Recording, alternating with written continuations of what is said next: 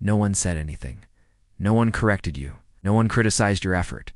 And yet your mind already did. It replayed the moment, pointed out what you should have said, told you that you should have known better. So why is your inner voice often harsher than any external critic? You see, that voice is not your personality. It is not honesty. It is not motivation. It is a learned response, one that once served a very real purpose. For many people, self-criticism developed as a form of protection. If you learned early on that making mistakes led to punishment or rejection or embarrassment, your brain adapted. It learned to catch your errors before anyone else could, to rehearse conversations, to correct your work, to stay one step ahead of judgment. Your inner critic was not trying to hurt you. It was trying to keep you safe from a world that felt unsafe. It's a survival strategy that became a habit. Over time, the voices around you moved inside. Expectations of parents, the standards of teachers, the opinions of your peers, and even broader cultural standards. Oh, yes. Even if those voices are long gone now, their tone often remains. So your mind keeps enforcing their old rules. Be better. Do more. Do not fail.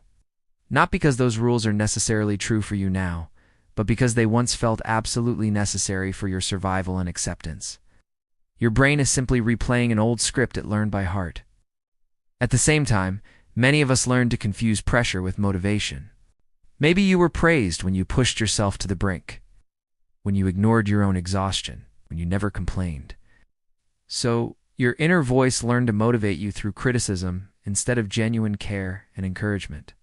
But constant pressure doesn't create safety or sustainable growth. It creates fear.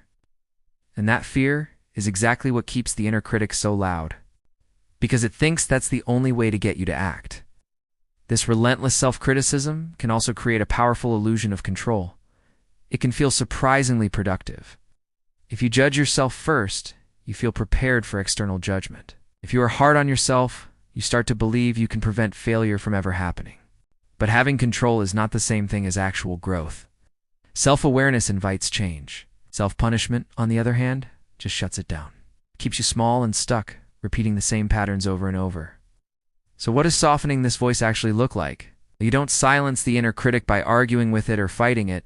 You soften it by understanding it. By simply noticing when it shows up. Asking yourself, what is this voice trying to protect me from right now? By responding with gentle curiosity instead of shame. Remember, compassion doesn't make you complacent. It makes you regulated, which is the foundation for real change. If this resonated with you, please know you are not broken. You simply adapted. And if you'd like more calm explanations for the inner patterns that were shaped by survival, consider subscribing to Human Explained. That voice learned to be loud. It can also learn to be kind.